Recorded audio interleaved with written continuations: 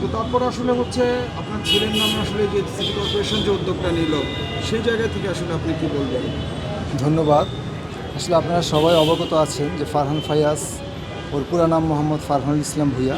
সে আমার একমাত্র ছেলে। সে ঢাকা রেসিডেন্সিয়াল মডেল কলেজের বিজ্ঞান বিভাগে অত্যন্ত মেধাবী ছাত্র ছিল।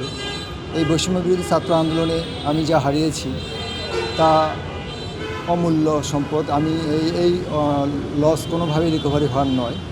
তো আমি তারপরও সিটি কর্পোরেশনের মাননীয় প্রশাসক মহোদয় যে উদ্যোগটি নিয়েছেন তাকে স্মরণীয় করে রাখার জন্য এই রোডটা ওর নামে নামকরণ করেছেন।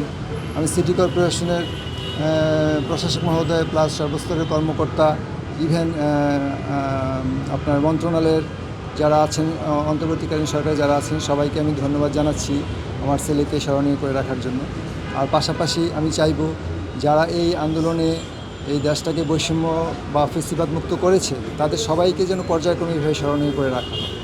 ধন্যবাদ।